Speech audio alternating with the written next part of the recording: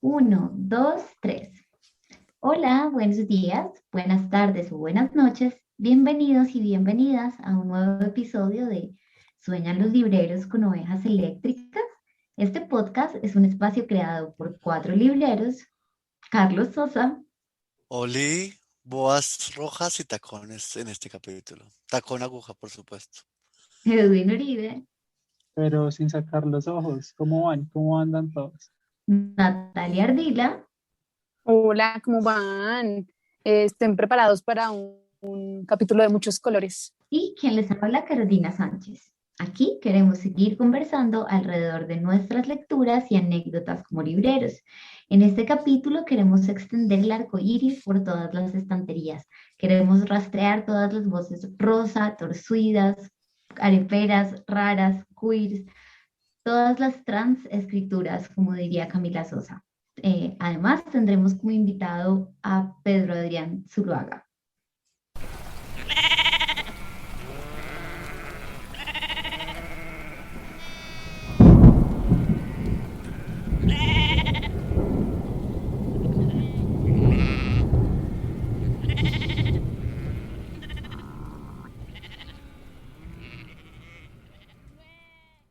Yo quiero que empecemos con nuestra pregunta de rigor y es ¿qué tienen en las mesitas de noche? ¿Qué los acompaña por estos días, chicos, que están leyendo? Bueno, yo acabé de terminar el de Evelio Rosero, que les había contado el capítulo pasado. Me tomó tiempito porque no estaba juicioso, ya que llegó a mis manos una novedad que me causó mucho impacto y curiosidad, que es La Anomalía, que es Premio Goncourt 2020 de Herbie, uy, perdón el francés, pero los idiomas me dan como la patada, eh, de Herbie Le Tellier, por así decirlo, y qué novela tan interesante. Realmente se lo recomiendo un montón. Si quieren buscar cosas como muy psicológicas, muy ciencia ficcionales también, es un gran agregado. Yo en el momento estoy leyendo, gracias al honorable grupo de este podcast que me regalaron en mi cumpleaños, Casa de Conejos de Mario Lebrero, editada por Libros de Solo Rojo. Y es hermoso y es lindo. Y me regalaron Gao y Mercedes, una despedida que es como una crónica de los últimos años de García Márquez. Eso es lo que estoy leyendo ahorita. Pues Nata, esperamos que este libro te acompañe, El Lesor Rojo, por supuesto. Porque Mm. el Lebrero es un gran escritor y creo que la edición es preciosa. Del libro de Tellier, solo sé que hay dos aviones que llegan el mismo día con el mismo número de pasajeros y los mismos pasajeros. No nos llegan Eh, el mismo día, pero casi. Casi, ¿no? Eso es una, bueno, ahí hay una cosa ahí como de duplicidad rara. Para cuando tenga que nombrar algo en francés, siempre recurro a Carolina que tiene mejor francés que usted y yo juntos. Claro, claro, ¿cómo Y se pronuncia el autor? Entonces, Es que sáqueme de no la sé duda. dónde estás. Eh, se escribe Herv y E con tilde. Ay, pues no es que tenga el mejor francés del mundo, pero yo diría que es Hervé Letelier. Eso, ¿vio? bueno, ahí está, ahí Ahí quedó, está. corregido. Quedó corregido. Hecha la tarea. Y por mi lado estoy releyendo Apreciado, a Paul Beatriz Preciado, justamente como para pensar en este capítulo, quiero leer un parrafito que dice, y por primera vez desde que nos conocemos, este es el prólogo que le hace Despendes a Apreciado. Yo soy más optimista que tú. Imagino que los niños nacidos después del 2000 se negarán a verse atrapados entre esta estupidez. Y no sé si mi optimismo proviene de un terror tan grande que me niega a afrontarlo, o si viene de una intuición justa, o si me has aburguesado. No lo sé, pero por primera vez en la vida siento que toda esta violencia que resurge no es más que el último gesto desesperado de la masculinidad tradicional, abusiva y violadora. Estas crónicas son fascinantes, es casi como un cruce de Preciado por toda Europa, por las lenguas y por su cuerpo, como un espejo con texto yonki. Y adicionalmente a esto estoy leyendo Corsario de Guantes Amarillos de Luis Antonio de Villena, que me lo recomendó Nicolás Morales. Pues básicamente hablamos del autor y me recomendó que siguiera leyendo al autor. Y a propósito de Morales, él sacó hace poco una columna de prensa que se llama El top de ventas de la literatura LGBT colombiana, y para este capítulo creo que es más que pertinente. No, lo máximo. ¿Y tú cómo ves el top? ¿Sí lo ves acertado Eh, desde tu librería? Comparto algunos, otros no tanto. Yo Bueno, hubiera tenemos que puesto, hacer nuestra propia es, radiografía. ese me gusta, creo que el capítulo igual dará cuenta un poco de eso, pero yo hubiera puesto a Vallejo mucho más arriba. Claro. Bueno, habrá que verlo. Bueno, en mi caso yo estoy leyendo, sigo con el ensayo, estoy leyendo unos ensayos de una escritora colombiana que se llama Vanessa Rosales, el libro se llama Mujer Incómoda, y son unos ensayos súper íntimos que hacen una radiografía de lo que es ser mujer en Colombia, como de los mandatos de la feminidad, de las fronteras que se nos dibujan, de las relaciones en tensión con la sociedad colombiana, con la belleza, con la moda, con lo político, con las masculinidades. No, mejor dicho, me ha parecido súper completo, como que me parece maravilloso porque un poco como en sintonía con lo que hemos venido hablando en el capítulo anterior y en otros capítulos, es como ese construir la identidad desde acá y desde lo textual. Entonces, pues me parece increíble que nos ocupemos de pensarnos desde acá a través de las palabras. Además de eso, pues me he estado leyendo una antología que había esperado desde que Salomé lo mencionó en el capítulo de Crónica, que es la antología de poesía queer colombiana como La Flor. Y bueno, sí, básicamente esas son las lecturas que me acompañan. Digamos que para entrar un poco en materia, quisiera arrancar como por ese primer encuentro que ustedes tuvieron con representaciones no heteronormadas en la literatura. ¿Cuáles fueron esas primeras obras y cómo los impactó y cómo lo sintieron, cómo se sintieron cada uno de ustedes leyéndolas? No sé si nos cuentan un poquito al respecto. Creo que en la universidad el primero fue Oscar Wilde y ni siquiera sabía que era gay, así que no sé si se cuenta. Y ya después creo que un poquito de Puig quizás y Vallejo, Fernando Vallejo, fue una cosa maravillosa que en verdad me encantó, que es cierto que descubrí otras maneras de expresarse y otros mundos, ¿no? Como que eso existía, digamos. Y pese a que estaba un poco oculto, ahí estaban publicados y los escribían y los leían y me encantó y eran, siempre he considerado que son autores de una ternura excesiva y hermosa. Nata, me encanta El que hables Caballero de la Sosa. ternura. Gracias por lo de caballero. Lo de Eh, tú me recomendaste, iba a decir que tú me recomendaste Fernando Bolano y fue como, ay, qué lindo.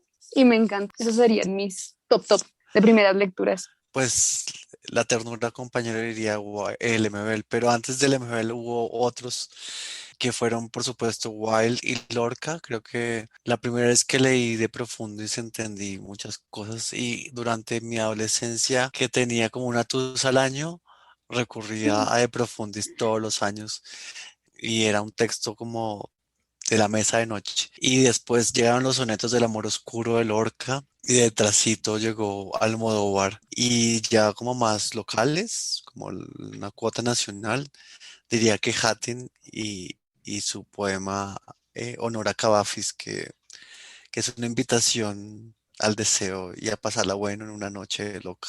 Muy dionisíaca la cosa, definitivamente.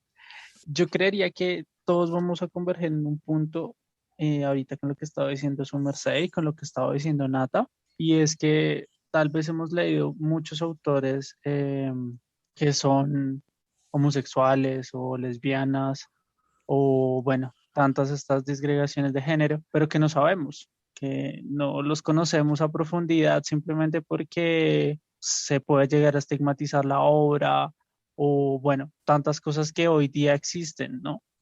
Así que efectivamente mis referentes también empezaron por ese lado de Wilde, Lorca, yo creo que es como lo más fijo. Sin embargo, pues para este podcast me puse a hacer la tarea de buscar más cosas, de escuchar otros referentes y me encontré un podcast que se llama Cruzadas, la última con una X, que es bastante interesante y junta como todas estas percepciones sobre lo LGBTIQ más. Y digamos que eso me hizo acordarme de algunas lecturas que tenía por ahí hace muchísimo tiempo cuando empecé a investigar ese tema de los cuerpos en la universidad.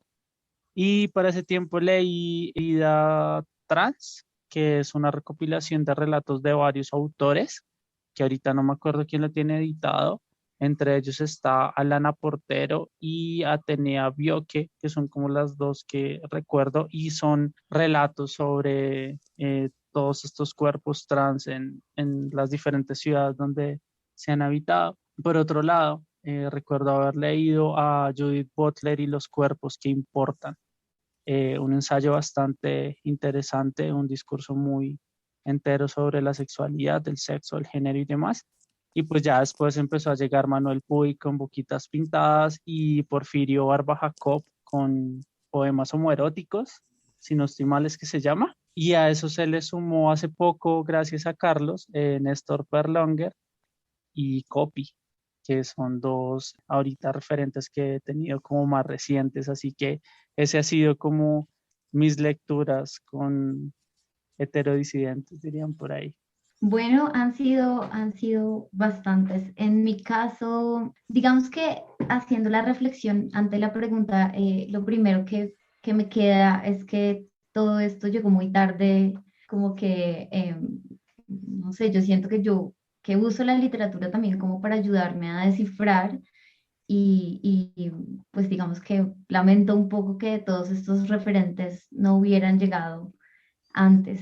De hecho, creo que los primeros referentes, un poco como mencionaba Carlos en su respuesta, los encontré en el cine. Y bueno, me parece que sería genial que este capítulo pudiera ser un índice. El primer acercamiento, yo creo que serían esos primeros semestres en la universidad con Platón y compañía, pero por ejemplo, donde Safo no aparecía. También recuerdo por allá en mi adolescencia algunos volúmenes de La sonrisa vertical, con una alusión expresa a relaciones lésbicas, pero es algo muy lejano y digamos que quedó inconcluso en ese momento de mi vida. Luego, claro, aparecen Vallejo y Wilde y Barba Jacob y como dice Edwin, muchos autores que yo simplemente no sabía que eran o que habían amado de manera distinta. Entonces, digamos que también pasé por un momento de haber leído, yo no sé, frenéticamente cuentos en internet que a veces se quedaban como en la corporalidad y de haber como tenido una ansia muy grande de encontrar referentes.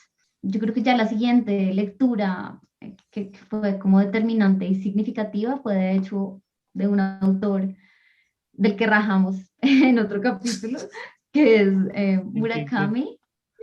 Murakami, Ah, leíste Sputnik. que sí, leí Sputnik, mi amor, y en su momento pues fue súper importante porque planteaba precisamente algo más allá de eso que les contaba, como de la corporalidad y de lo erótico. Entonces hablaba ya como de un enamoramiento, de una pasión. Además, yo pues estaba como más chiquita y experimentando esas cosas. Entonces me pareció muy hermoso como describía lo incontenible de ese amor en ese momento.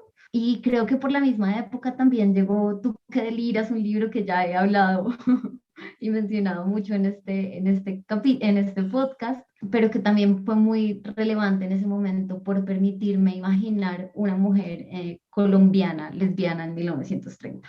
Y eso, todo eso fue en las librerías, o sea, todo eso pude conocerlo y pude verlo y pude, sí, experimentarlo mejor como en las librerías. Entonces, siguiendo con eso, pues les pregunto, precisamente dentro de las librerías, ¿cómo ven que serían esos autores canónicos?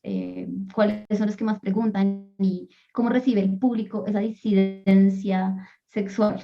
Bueno, en cuanto a los lectores más canónicos, yo creería que la gente, pese a que los conoce, no sabe cómo si son o no canónicos de este tipo de literatura. Pero yo reuniría, aunque no con mucha facilidad, a un Lorca, a un Truman Capote, a un Rolo Gómez Hattin, inclusive a Puig, pero como no tanto.